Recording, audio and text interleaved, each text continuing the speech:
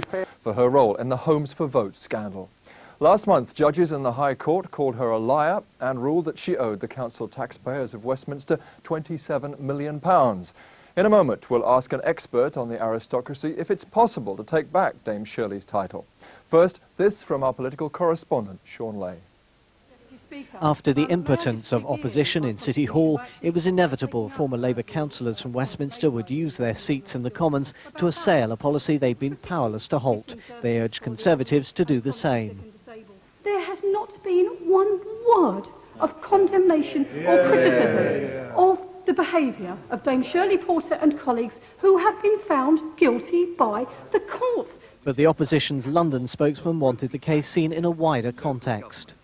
Altogether, 30 Labour councils are under investigation over allegations of corruption, impropriety, including accepting bribes, fiddling expenses, failing to declare financial interests and gerrymandering. And frankly, what we've heard today is the pot trying to call the kettle black.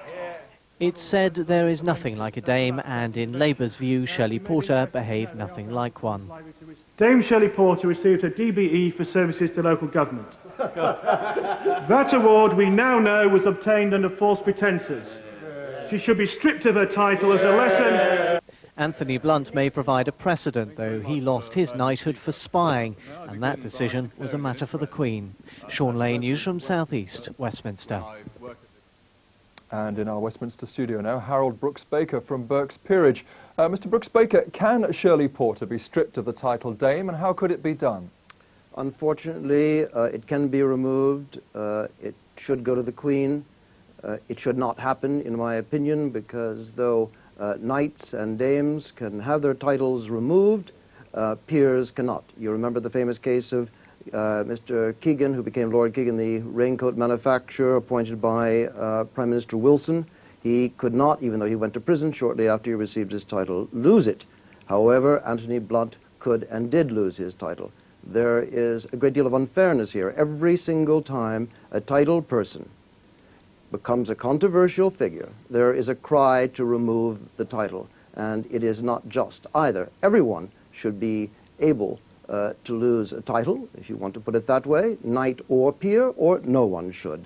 This is an injustice that has gone on for so long that no one can remember really the beginning of it. And whether it is Westminster or Tesco that you're fighting for or against, Lady Porter is no exception. Well, she will still be called Lady Porter, mind you, because her husband has a knighthood, so if they take away her title of Dame, she will be styled in exactly the same way, which I would say would serve those people who are plotting against her right. Well, we shall see what happens. I fear there are some Westminster Council taxpayers who may not agree with you. For now, Mr. Brooks-Baker, thank you very much.